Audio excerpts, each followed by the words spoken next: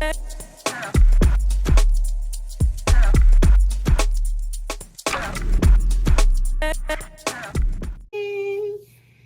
are you? I know it's Saturday, but it's always time to learn. Tonight, I'm talking about the most 5 common documents you're going to see as a notary. What are the top 5 documents you will see? Okay, so we'll give YouTube a few minutes to do its thing and notify people. I have a client coming at 6:30, so we got a few minutes to chit chat. So I'm going to say, hey, welcome to those on the podcast. Welcome to those who will watch the replay. And hey, welcome. So we're going to talk about, I'm going to get right into it because my client is coming soon and I want to deliver on what I promised. So the top 5 documents, let's see, can I turn my screen a little bit? I don't want you to see how junky my room is, but I got to see my notes. Okay, how about that? Okay, good. So the top 5 documents as a notary you will see, number 1 is real estate documents, deeds, quitclaim deeds, lease agreements, refis, home equity lines of credit. Okay, all of those require a notary. Now, hey Lisa, hey, she's in mentorship. What's going on? So these are common documents that you will see while you're a notary. So you do need to have loan signing training. In my opinion, you can try to just figure it out. At the end of the day, you're a notary. However, certain documents do require a little bit more training than just your standard run-of-the-mill document. So that's why you would be called a loan signing agent to handle the mortgage side of the documents, okay? And again, that's going to be your deeds, quitclaim deeds, lease agreements. Sometimes people are just renting out apartments or they're renting out their home to someone and they want an informal lease agreement between the two people. Hey Notary fam, it's Kimmi. I am here to let you know, just in case you have not heard about the Notary Business Coaching Success Program. We meet weekly. We talk about your notarial duties, how to do an acknowledgement, how to do a jurat, how to administer an oath, everything you've been asking for. And guess what else is included? Unlimited access to all of my trainings that will also include ink fingerprinting, trust/estate documents. Learn how to properly execute a trust.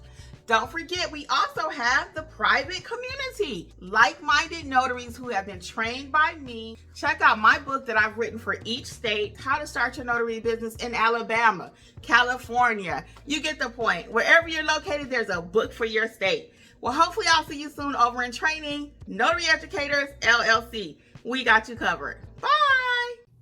So you'll see a lot of those. I'm going to rent my friend my apartment. We're going to write it up and get you to sign it and notarize it, okay? So you need to know how to properly execute those documents. If you don't, you may not have heard about our new mentorship program. Check it out at notaryeducatorsllc.com, where we teach you how to be a great notary, how to notarize any document. It doesn't matter what you have, we teach you how to notarize it, okay?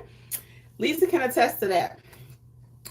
Another common document you may see are financial documents, which consist of like your power of attorneys. She said 100. Thank you, girl. Power of attorney forms, your loan agreement. So again, your loan agreements are going to fall under that. That might be like a private loan between two people.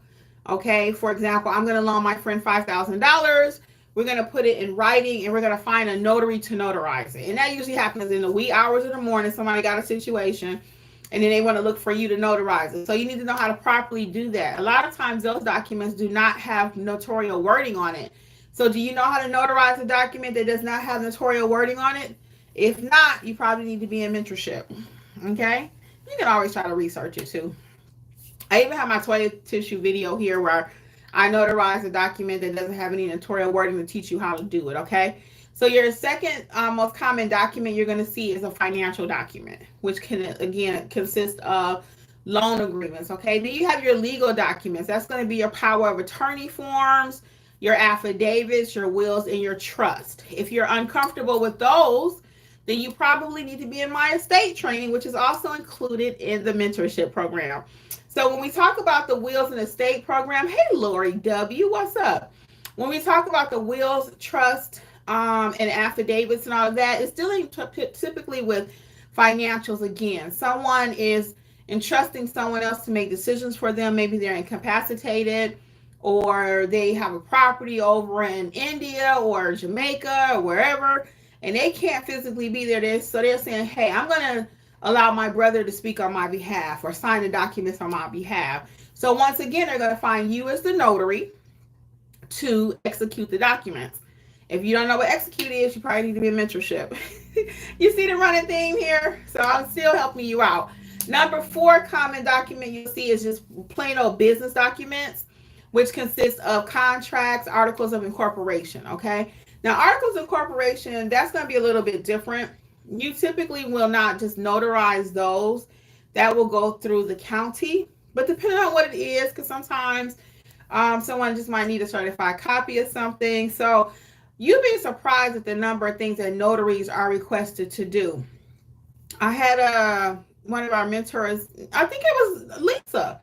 Lisa, was it you that had the inspection the other day? I think it was Lisa. We've had a couple in our group, though, that are doing inspections now.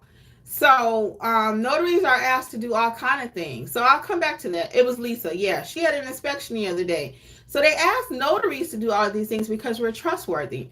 We've been vetted by our state, checked out, background checked and everything. So they asked us to do a lot of things. I've been getting a lot of mystery shopping requests. I said I was going to do a video on that because I kind of played out a few years ago when I first started. Mystery shopping was all the rage, and it kind of just went away. But now it's back, actually. So mystery shopping is now a thing again, and I'm getting a lot of requests from certain companies for that, okay? So number 5, and then I'm going to put this in a nutshell. You know how I like to do it. Number 5 is travel and parental consent forms. So that means that the child is leaving the United States, maybe traveling to Mexico with an aunt, and that just came into my mind because I'm actually working on something similar right now. This lady needs a document prepared. Typically, we don't prepare and notarize the same document, but she already has her document prepared. She needs one thing changed on it, so I was going to help her with that. But the cousin is going to take the child to Mexico. So that's called a parental or travel consent form. You see a lot of those, especially during the summer. And those need to be notarized. So if it's not notarized, the child cannot travel. So they get to the airport. This document is just signed by mom and dad, but no notarization. The child goes nowhere.